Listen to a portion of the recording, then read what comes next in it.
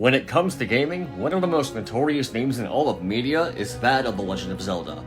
It's a franchise that's been around for longer than I've been alive, and it's also a franchise that I hold near and dear to my heart. Everything about this series simply resonates with me, whether it be the sense of adventure and exploration it provides or the epic stories told. Or maybe it's that green tunic Link wears. Pretty much every other game in the franchise still holds its own to this day, whether you're talking about Ocarina of Time, Wind Waker, Twilight Princess, or whatever game you love. The same things could be said about the fanbase. We've gotten fan-generated content of all sorts since the earlier days of the internet, and the sheer amount as a whole has only grown over the years. Sure, we've gotten songs, fan art, animations even, but back then, we had yet to see anything as big as, let's say, a film. But that's not entirely true, as back in the early 2000s, there was a studio by the name of B&B Finishes that began producing a movie that would come to be known as the Hero of Time. The trailer for this film looked to be kind of promising. It had its own music, it had action, and the special effects looked pretty decent. A number of years later, the film was finally released to the public, and we finally got to see the end result of B&B Finish's work. This film begins with the origin of Hyrule and the creation of the Triforce, an important part of Zelda mythos due to its connection to the main character Link, the princess for which the game is named, and the antagonist of the series, Ganon. I say important, but as we're gonna find out, this film does a very poor job of explaining things and reduces the Triforce to more of a MacGuffin than anything else.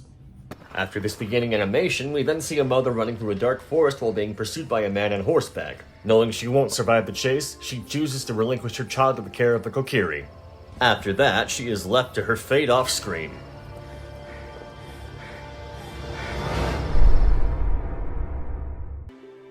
Time passes, and we finally get to meet our hero, who is for some reason fully grown, out fishing, and half naked.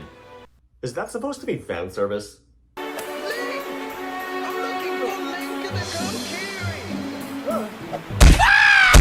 Anyway, Link heads off to find whoever called his name, but before he can do so, he is stopped by this film's version of Saria. Why is she an adult? Link, my baby. Wait, what? My baby. So that's a thing. For those who for some reason aren't familiar, the Kokiri Link lives amongst are essentially the Zelda equivalent to the Lost Boys from Peter Pan, because they don't age past the appearance of a child. So for Saria of all people to be an adult, and additionally Link's adopted mother? That doesn't make sense. Also, real quick, you know how Link isn't supposed to find out he's Hylian until much later in the story? You know what I mean, Mother. I'm not Kaikiri like you. I'm no fool. We both know that I'm not your boy. Is it a secret? Must we pretend that we are family when we're not even from the same land? Yeah, they decided they were gonna throw that part of the story out the window. Cut to some time later, Link is wandering around the forest when he runs into the person who called out his name earlier. Why was he looking for Link? The great Deku Tree is in its final hour. With no time to waste, Link and Saria both venture to see the great Deku Tree to hear his dying words. It is for the best, young master, that you and your past have been kept secret. Well, that's kind of redundant. I too have waited. I have waited for you, Link, just as I have waited for Hyrule's darkest day. It is you who must confront it. Muster the courage within you. Know that the answers lie in Hyrule. I understand. And yet, I don't. Link is sent off to begin his quest to find the princess and save Hyrule. However, Saria doesn't take this news well at all, and just before Link departs, we get one final tear-jerking interaction between the two of them. Sorry I couldn't help you, Link. I know. Okay, so... your adoptive mother, the one who raised you since you were a baby, is about to lose you and is about to break down. And your only response to her saying sorry she couldn't help you more is, I know? Wow, what an asshole! Promise me you'll return. No, he won't. So Link makes it out of the Lost Woods, finds his way to the city, and for some reason he can't keep his eyes off of this girl he sees. Anybody want to tell me who this girl is? Oh! Okay, I guess not. Yeah, beat it. Then, for some reason, he ends up in a shop, and this happens. What do you want? Well, hello there, young man. Not from around here, are you? I see you wandered in my shop from the marketplace. You must be a real sucker for a good bargain. That is quite the Patchy the Pirate impression you have there, sir. What are you, some kind of hunter? I've got just the thing, don't worry. Oh, you've got a bow. Hey, I'd love to talk to you some more, but Bomb 2's going out the door. So, Link has a bow now, and he can... Hey, you're not from around here, are you? No. Well, listen. If you don't have anywhere else to stay tonight, you can stay in my inn along the Market Street. A daughter about your age. How is this relevant to the film? We haven't seen anything important happen yet. So far, it's just been Link walking around doing next to nothing, getting lost and... What the f*** was the point of that? So I guess we're introducing Ganondorf now. Alright. From what I can see of his reveal, though, for this film being on such a limited budget, he actually looks pretty decent. I also very much believe that this is where most of the budget for the costume design went. Now, with Ganondorf's reveal, we hear of his evil scheme to take over Hyrule. And all that amounts to is a generic evil speech about doing generic evil things. And taking his sweet time with it. This land will soon be subject to my every lust. These mongrels that inhabit these lands will slave over us. Every blasted man, woman, child, and a blade of grass will recognize my supremacy! Okay, we don't have all day. Can we please move this along? If they resist, they will die. Their corpses will not deny my power. The Triforce of power will at last be in my possession. All this will be mine. And the Gerudo will at last reign over the peoples of Hyrule. Finally. So anyway, we return to Link, coming to after getting knocked out by that girl from earlier. Apparently her father was trying to get her a boyfriend, or something. I don't know. Link and the girl talk, and apparently hit it off in less than a minute. I'll get you a bit of something to eat and you can tell me about yourself. I'm particularly curious about those odd clothes you're wearing. Does anything happen between them as a result? Nope. The next day, Link heads out to Moon Crest and sneaks past the guards to get to the princess, who are about as observant as you'd expect, and... Halt! Gets caught. That's okay though, because Impa suddenly swoops in, leading Link away and interrogating him. You leave this lad to me. Why are you here? I was sent by the great Deku Tree of the Kokiri Forest. The great spirit of the forest sent you here? Don't look like a Kokiri to me. Do you lie? I do not lie. I am Kokiri. I'm sorry, what? I am Kokiri. I'm gonna stop this right here. First of all, at the beginning of the film, you know for a fact you aren't Kokiri. So now, just about halfway through the film, you were suddenly doing a 180 and saying you are... Who the f*** wrote this? I am Kokiri. No, you're not. You know you're not, so you need to stop saying this. I do not lie. Yes, you do. I am Kokiri. Shut your fucking mouth! So Impa takes Link to see Zelda, they meet, and let's just say their introduction is, peculiar.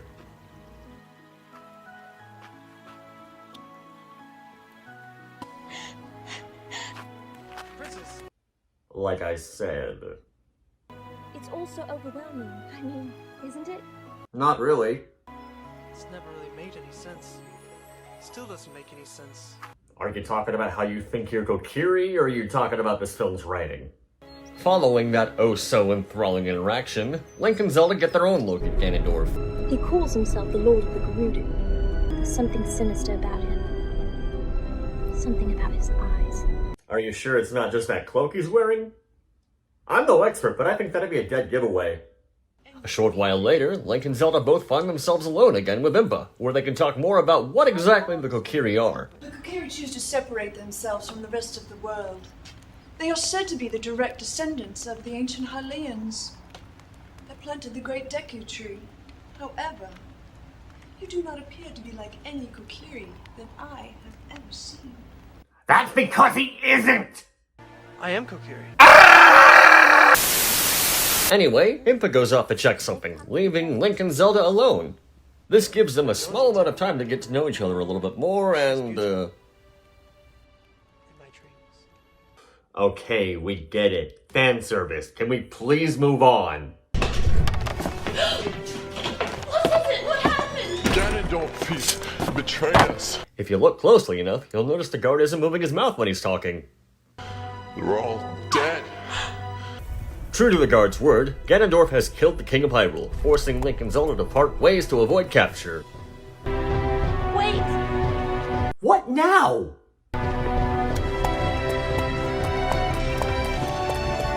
Two things. First, how is that relevant for the film at this point? Second, that's not the correct ocarina. This is. Link does get a hint to go to the Temple of Time, but there was no mention of the ocarina beforehand. The temple was sealed, so how is he supposed to know how to get inside?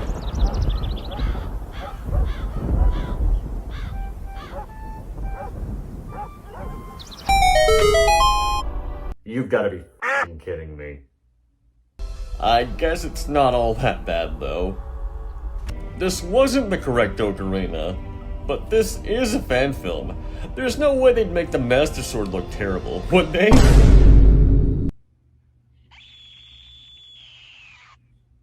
They really did it. They ruined the Master Sword. You know, if there were ever a moment in this film where the most open-minded person would lose faith in this film altogether, this would be it. This right here would be it. Because this right here is a scene where we're supposed to see one of the most iconic weapons in video game history. And this is what we get.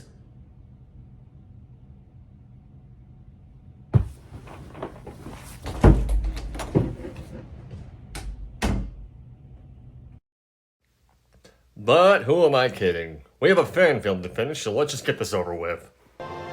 So, Link acquires the sword, but this plays right into the hands of the evil king, as Link is then teleported away, allowing Ganondorf to take Hyrule for himself. Not only was Link taken away by the sword, but for some reason this sends him 5 years into the future. Why? Again, this is something that's never explained. Unlike in the game, Link isn't a child here. Time travel shouldn't have been a factor here. Even this character who appears out of nowhere doesn't explain it properly. Eventually, Link departs from the Temple of Time and stumbles upon the innkeeper's ranch. We all know that this is the father of Malon, but we don't see her anywhere here. So where might she be? I lost my firstborn the night that Lord Ganondorf overthrew the kingdom of the savage men from the desert.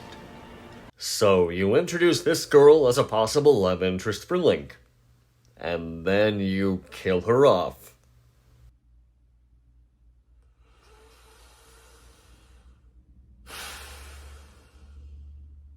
The following morning, Ganondorf's minions begin to attack the range. Link, being the hero he is, defeats the group and continues his quest to Kakariko, where he meets... Gee, I wonder who that could be. Certainly not somebody important that Link has met before. Alright, who in the costume department thought that this would pass for a disguise? Unless you've been dozing off while watching this film, you'd still be able to tell who this is.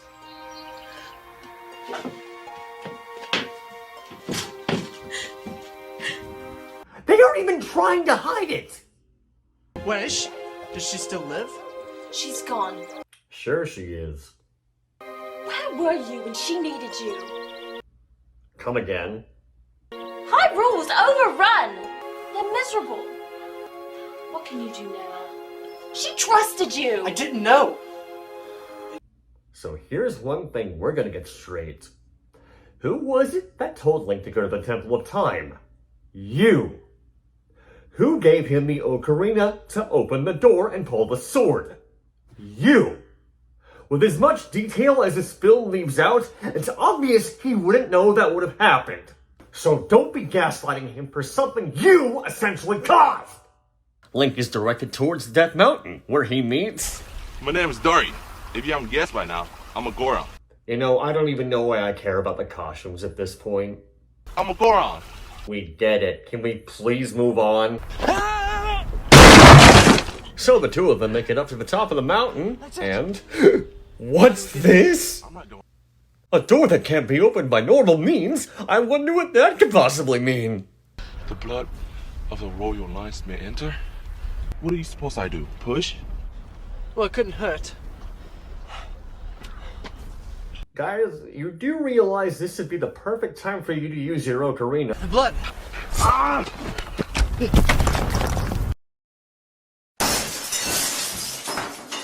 So Link enters the cave, and to be honest, the green screen environment here actually looks pretty cool. This also happens to be the moment where we see Link fight the only real monster this film has him do battle with. Problem is, he has no real means of fighting it and just runs away for a majority of the confrontation. You know, it's kind of weird. Link is inside a mountain, pitted against a fire-breathing monstrosity with a gaping mouth. It's obvious that Link has no other means of effective weaponry to use against this creature.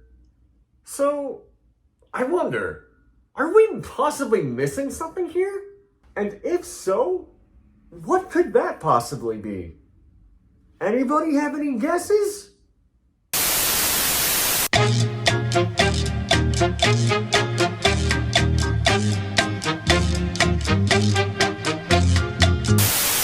If you haven't figured it out yet, they forgot the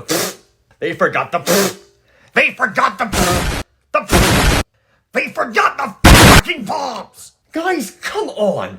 Out of all the things in this film you fuck up, how do you fuck this up? You're paying homage to one of the greatest games in the franchise, yet you don't get the Master Sword right, you don't use the Ocarina right, and along a vast multitude of other things, you can't even do a proper boss fight! This could have been an amazing moment in an otherwise subpar film thus far. But this? What the fuck is wrong with you?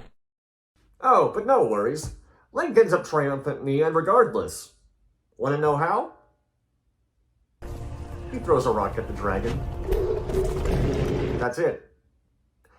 No clever tricks. No bombs. Just a rock. Yeah.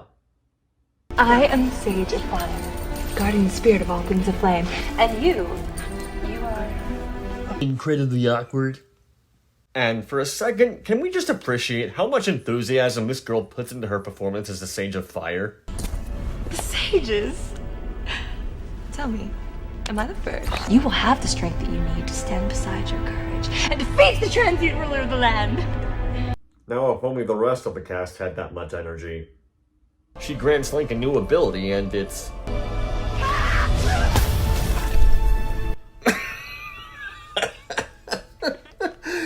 I'm sorry, but what was that supposed to be?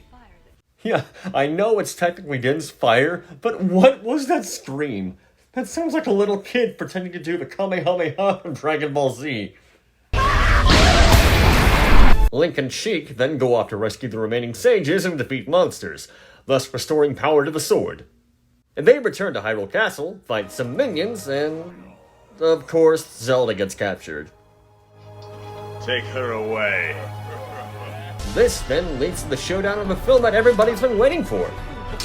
Compared to the only other action sequence we got earlier on, it's decent.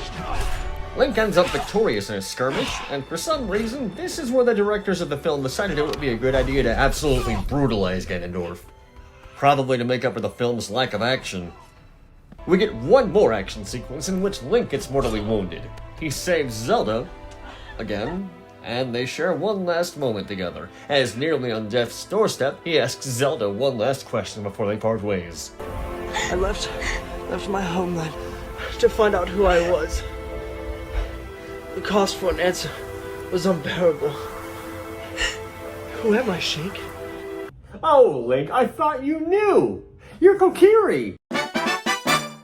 So, that was the hero of time. Beyond the many nitpicks I've pointed out, I still think it's at least somewhat enjoyable. On the positive side, the special effects and the use of green screen were pretty cool. The film also sports a decent sounding soundtrack, and my personal favorite, Ganondorf's design. Some important things to note, however, is, over the course of this film's development, the film lost a number of cast members. This resulted in the film actually being cancelled for a short time. It did pick up production again and finally saw release in 2009, but with that breakaway, I could surmise that this affected the overall quality of the film pretty heavily. For the more die-hard fans that were mad at the alterations, one of the producers stated that for the sake of the film's creative license, the Hero of Time wasn't meant to be a tit-for-tat adaptation.